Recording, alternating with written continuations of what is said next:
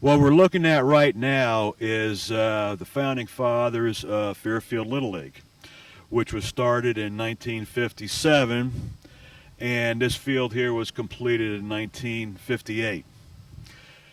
On this stone right here are the names of 81 men who spent those 2 years working on this complex while Little League was being played over at Washington School.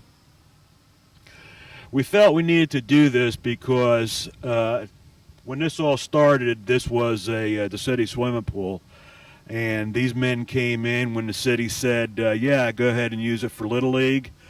And so 3 years ago, we decided to honor these men, who most of them are gone now, but they are not forgotten. We call this little area here like a memorial park, and we're building it.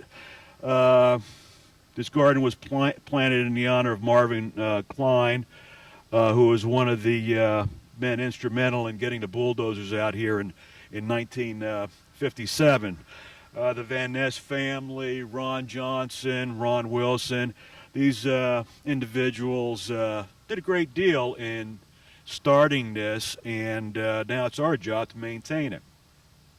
Also here, we're very proud of is our state championship team from 1999, and we could all be very proud of that, because it just wasn't these kids who went out there and played, but they just represented all of us here in Fairfield and, of course, in Iowa. Now, while this field was built in 57 and 58, and there's two fields actually. One is what we call the major field, and one is the minor field. Those two were built back then, and the small field was built in 1994 for children the ages 5, 6, 7 years old, 8, depending on their skill level. And on these other two larger fields, of course, are 10, 11, 12-year-olds on a larger field. On the other field over there is for 8, 9, 10, and some 11-year-olds, and the Challenger League, which is very important. We do have an organization which lets those who are physically challenged to participate. It's a great program because the adults get out on a field, help them out. It's one of the finest things you could ever see, because they try so hard and they're always happy. There's no regret, no sadness in what they do. Getting back to the original field here is projects that we started by purchasing some land in December 17th of 2002, and it's to expand the present complex for a couple of reasons, but I'll get back to that later on. But while we're working on that, the other important thing is maintaining what these people did in 57 and 58. There's a lot of new safety requirements that they didn't have back then. And an example is this fence right here should be a minimum of 4 foot. What we're going to do is put up an 8-foot fence, so it'll take care of that. Those are little things. Also, like on top of the existing fence, put tile for protection so nobody gets hung up on it. Also, trying to keep everything we can keep from 1958, and that includes stretching the old fence out, and that's one of the upgrade things. Taking these bleachers that we have here, the new safety code says that anything over 3 rows, you have to have back supports on them. Then when we go over here, we also have one of the original bleachers from 1957, which we could replace, but we decided not to. It is falling apart a little bit, but we're going to go ahead and fix it up. And that's another little project that we have going on. We have other maintenance problems, and just to show you something here, the awning here on the concession stand is rotting, and separating from the building. And I show it to you because I want people to understand that Little League is just not building an addition, but we're also doing maintenance and upkeep for the existing facility so that it'll be around for the next 50 years. And that's something we want to do. When we come on over here by this small field, some of the little projects that we have is building an awning over the bleachers over there. The parents seem to bake in the summertime because it's the only area that has no shade. Put what I call wings on the outside of the dugouts, not only here but over there, and a wing is a protective area so that the ball can't go into the dugout and hurt somebody. Painting, which is not a big issue because at the last registration, about 25 people said that they would come out and help to paint. So other than buying the paint, that's not a very big issue.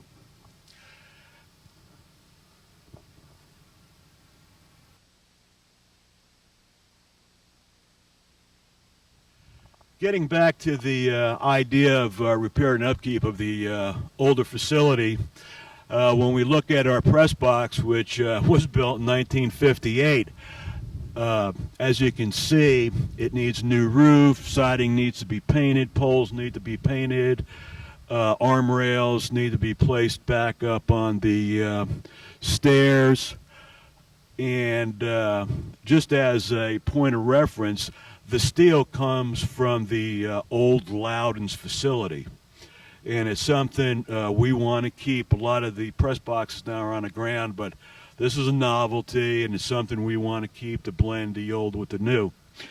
Again, getting back to the bleachers we've got over here, again, safety backing has to be put into effect, and we've been able to get by it temporarily, but this year we're coming under a great deal of pressure from our national headquarters to go ahead and get that taken care of.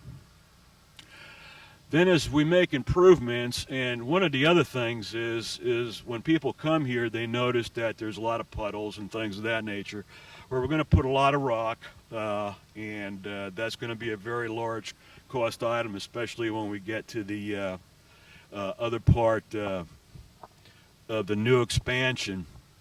But also what we're going to do here too is put up fencing. We're going to keep the old fencing, but what we're going to do is, as an example here, go higher with the fencing so that foul balls won't come rattling around and things of that nature. As you can see here at the backstop, there's a lot of work that needs to be done. Painting needs to be done. Again, not a huge issue as long as you have volunteers, but has to be restretched. And there's a lot of time that goes into that fact. And then as we put new fencing in here, we're going to put doorways and things of that nature.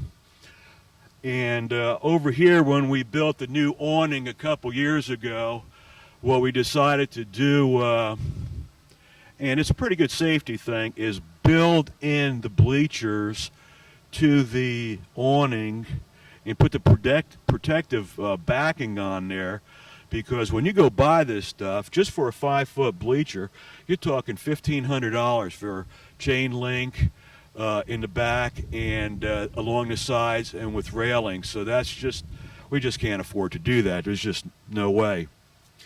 Now Phil Drish has helped us start our project as far as tiling goes, because what we've had to do is, this is a swampy area that we've got in here, and our contractors have been great. These guys have taken time off from projects. It's like Phil Drish, Cross Iron. They're all working tearing down the Malibu facility, but if they have a day or two, they will bring people down here and help work on it. And getting back to the swamp that we have located here, and moss grows on the ground, we now have put tile that comes from here all the way down 250 feet, and it makes a left turn going north, another 250 feet. So this way I'll take care of the drainage. With the use of rock, we'll eliminate all these mud puddles that we seem to have, and just make it a lot better for everybody, especially little kids that run around here a lot, and their parents get a little bit upset. We also, if we can raise enough money, is to add something to our playground. Right now, the playground is a little better than it was 4 years ago. Got a nice sandbox, got a little swing set. The plans are that, depending on the monies that are left, we're going to go ahead and add a little bit more to that, because it's a great place for the kids. They love that sandbox, just like they would at their homes. So those are the things to entertain the kids, because just not only are the kids playing, but when you imagine all three fields being played out at once, that would be 72 players. Then you add parents, grandparents, brothers, sisters. So there's a lot of people here, and then the younger kids don't have a lot to do. So trying to expand that little playground that we have there is going to be a nice added thing for them to keep them busy, and then the parents can enjoy the games a little bit more. As we try to find our way through this gravel, we got tore up a little bit here by putting this 4-inch tile in, and it's going to take about a year to settle it a little bit, but in the overall scheme of things, it's going to work out. It's going to work out very well. We'll just have to take care of it this year. We've got a lot of people coming in, and we'll have to put some straw down, rock down, and just take care of it. And then next year it'll be in much, much better shape. Just as a point of reference, these dugouts that we have here that are in the ground, one of the very few places left that does this. Some people think that we should modernize and do something different, but again, trying to maintain everything we can that's the best of the old and add that with the new. In front of us is a new thing that we started working on 2 years ago, but just ran out of funding. And the funding we get is through registration, sponsorships, fundraiser, and basically that's it, except the generosity of some folks. Now, this is a very unsightly area, but you have to picture what's going to happen here. This building right here is houses a pitching machines for baseball and softball. It was built with the idea that on this particular side, the door is bigger because of the underhand motion. So softball will come out of this side, and on the other side, the door for the baseballs is different. It's smaller, and it'll be going that way. Now, all of this will wind up having rock put on it, and that's the present frame for the baseball. This building is going to go down that way. There'll be another frame coming this way for softball. So baseball that way, softball this way, this will be in the middle. And as we go down over here, one of the worst things we've got going on is people like to soft toss into the chain link fence. And well, if get Scott down here to look at this, it just bends the dickens right out of it, and we have this problem all over the complex. So that's why I said we're going to keep the fencing. We're not going to go spend the money because, one, there's no reason to, but have it restretched and retied down. And the stuff from 58 still holding up pretty well. Now this area here again is where the batting cages are going to be. Again, in front of us will be the baseball section. Where we're standing now is the softball section. But over here, in order to compensate so people don't soft toss into the fields fence. We're going to build 3 stations here, which will look like this, but will be over to the side. And hopefully that'll encourage people to do that and not tear up the fences.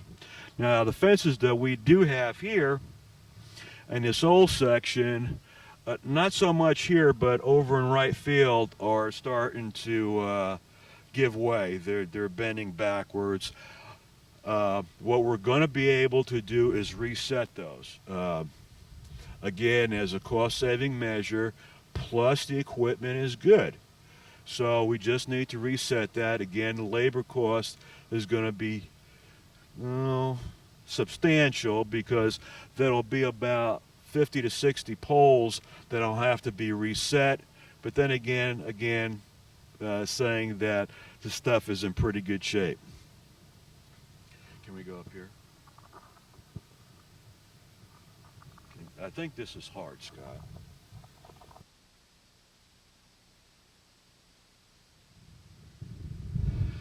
This is one of the areas we still have to excavate, but we're going to work on this in July. This is right off of East Adams. And the thing what we need to do here is cut half of this hill off so that we can make this taper going down, and home plate on the new field is going to be right where, say, that clump of dirt is right now. And then we want to come back this way a little bit more, so that this way we'll have a backstop of 25 feet and then 200 feet going from the plate to center field. So this is going to be an important part, but it's about a July project, and so we're just going to wait and see how we come out. I'd like to ask anybody who's got any landfill, if you got some concrete or some bricks, straight ahead down there in the corner, we have a very large hole that needs to be filled. And right there, the sooner we get that filled, we're going to put in a small practice infield. It won't be a full field, but it'll just be an infield. And so there's a couple mounds of stuff down there now, but we probably need 100 loads of different material. Clay, some brick. You can't use too much of the hard stuff. You have to have clay in there too.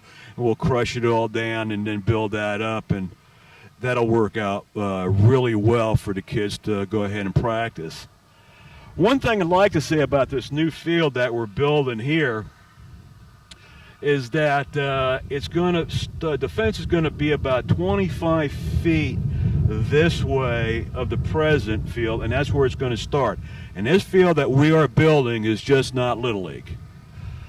This place is called Pumphrey Park. It was established in 1923, given to the children of Fairfield.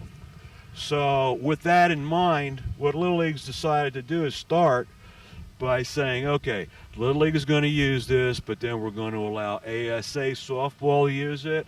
We've offered it to the high school in case they need to use it or want to use it. It's at their discretion. But we want every girl from 7 to 18, 19 years old to have another place to come and play. With the new parking lot going in, it's going to make it pretty easy to have everybody park and have pretty good access to that. Also, the practice field I was talking about earlier, Bob Bradfield's interested in that because he could bring different teams down here, and they could put some time in over there that they don't have in other places. And that's another thing also, is that there's just not enough places for kids to practice.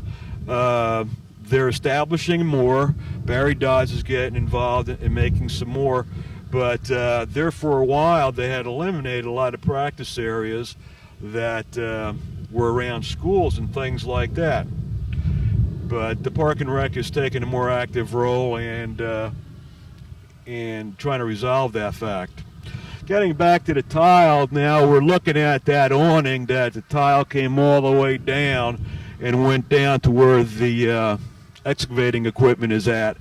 And Phil and Roger Drish did that work, and like I said, they took time off from their work at Iowa Malibu to work on this project with us. As we're looking at now, those are the folks from Cross Iron, Richie Vogt. We want to thank him a great deal. Dave is down there, and Chuck Myers' sons, two of them work for Cross Iron, one for Drish. So the Myers' family has been really helpful in getting this done too. Also like to thank Phil and John Huff, who will be coming in here with bulldozers to level more of this dirt out, because what you're looking at right now is the part of the future parking area that we are working on. And this was one of the most important things to start. Fixing the fences and taking care of the old part of the complex is very, very important, but this parking area is equally as important. What was there was a trench right next to Glasgow Road, which had a pipe in there which had runoff coming off of Highway 34. But in order to use that area for parking, Cross Iron just laid in 18-inch pipe for 260 feet so that we could get cars up in there. Otherwise, it's just a ditch. So this way, when they grade it all off, we put the rock in. It's going to be a nice parking facility. I want people to know that, yes, Little League is not sitting on our hands and things aren't working. We are working on it, but it takes time, donations, weather, just a variety of things all have to come together on it, and we just need some patience. But we're absolutely certain that if we get the contractors, the weather, the parking will be done, the old part of the field will be done, this hill will be gone. We'll be working on putting the new field together by the end of this year. So it's a project that started full force last year. We had to sit down, lay out plans, see what we were going to do, and now this year, and as early in the year as it is, we've already started to attack this project. So Dan Myers is on there now, and he's filling in where that 18-inch pipe is. Where he stopped excavating and coming this way toward us about 80 or 90 feet will be the thinnest area of the parking lot, and where the big excavator is will be about 150 feet. In total, we're going to go down further down Glasgow Road, but because of time and the company's time, we could only go this far right now, but we're going to continue going further. Want to go down there? Yeah, just as another example of what's wrong with the fencing that we have here, you can see on how the posts have bowed out. But getting back to the point, we're going to go ahead and salvage this stuff and go ahead and reset it. On top of the fencing, too, we have to put safety tiles. It's just one of the things our insurance company from National requires. So, you know, it's something that we just have to do. Now, as we come along this area here, this will be the bleacher area, and then it kind of expands out a little bit, and what we're going to do here is plant trees, have a couple picnic tables in there, put some playground equipment, or at least a swing set and a sandbox, but something to in order to keep the kids amused. Now, as we're coming down over here, Dan, he's still working on that. And I don't know if you can get a real good picture, but for those people who know that, and you have to remember, 2 years ago, this was a horse pasture. There was a big tree line in right over here. To the south of us was a big hill, and then it just tapered, and there was a gully, and then it came up to Glasgow Road, and there was a fence there. And I want to remind people that that's what it looked like this is where we are now. And it's truly just coming along very, very well.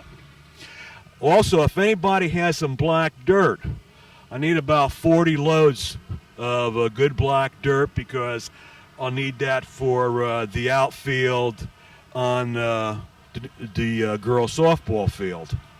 So it's a lot, but we need to put at least 6, 7, 8 inches in there so we get good growth. That's the thing that's going to probably take the longest, is growing grass. Obviously, when you have an outfield like that, you just can't sod it. The cost of sod would be astronomical, $20,000 or better.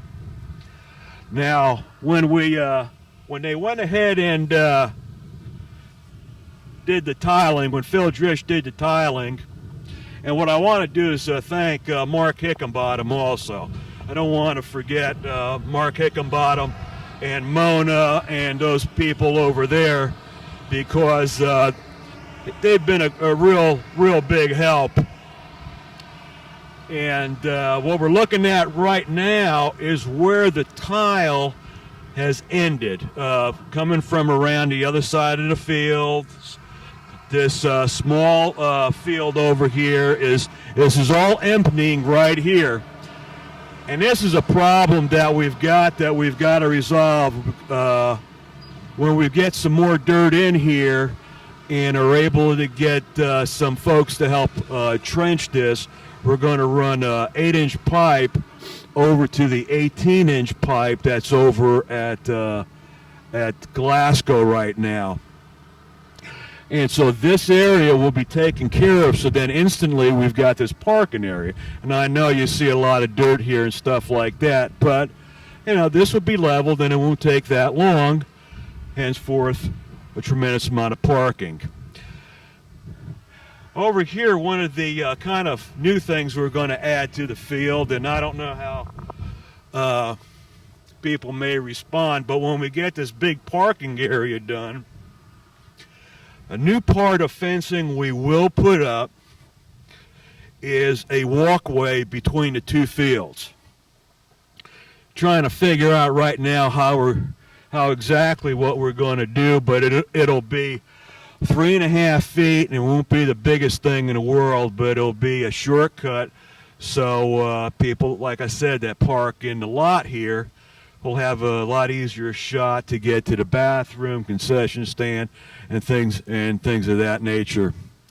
This field here, other than the backstop and the dugouts, is going to remain intact. The bottom fencing is going to have some support rods put in, but this fencing's in pretty good shape.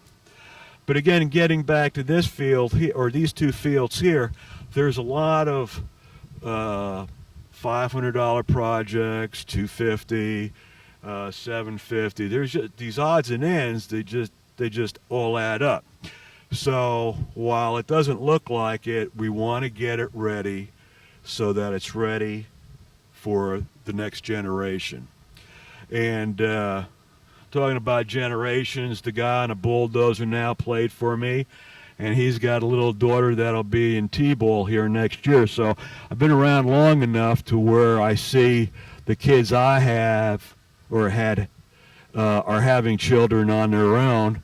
So it's a very gratifying experience. You want to go over there now? Now, as you're looking at now, cross iron, they've been working on this for a couple days now, sinking that 18-inch pipe in right next to Glasgow. And again, thanks to Phil Drish Construction, to Huff, Phil and John, Mark Hickenbottom. But these aren't the only people, and I'm going to thank the other ones later on.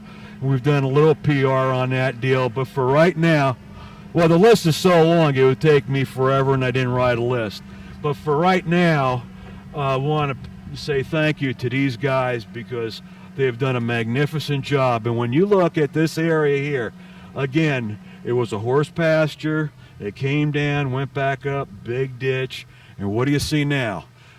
The entry area is a little bigger. The pipe is laid. It's been covered. It's been smoothed out. Granted, there's more work to do, but as these guys find time and the weather works with us, this will be done. Y'all just got to have some faith, but we still need your help. We need everybody, or whatever you can afford, whatever you can do, we really need it.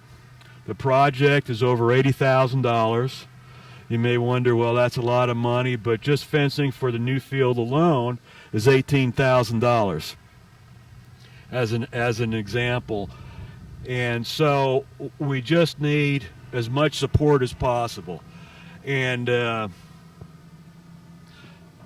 Little League is just not about the children that we have here in Fairfield.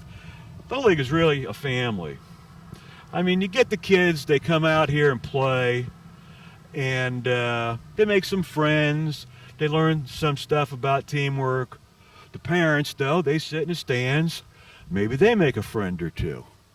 And after a while, everybody gets to meet everybody else. And then after a short period of time, or a month, or whatever it may be, there's no strangers. Everybody knows everybody else's kid. If a kid strikes out, another parent will say, that's all right, he'll get him the next time. And that's what the key thing is. It's a community thing. But the children need to come out.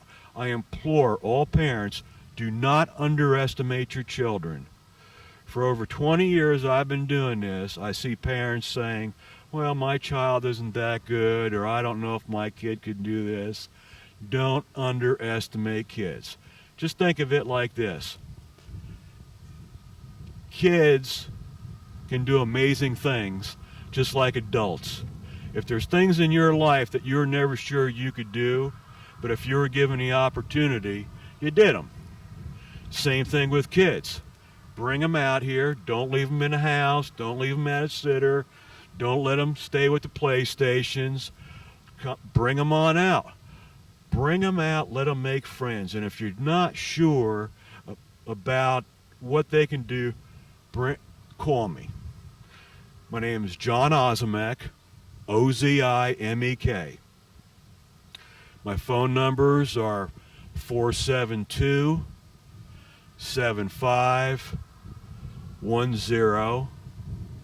and 472-0296.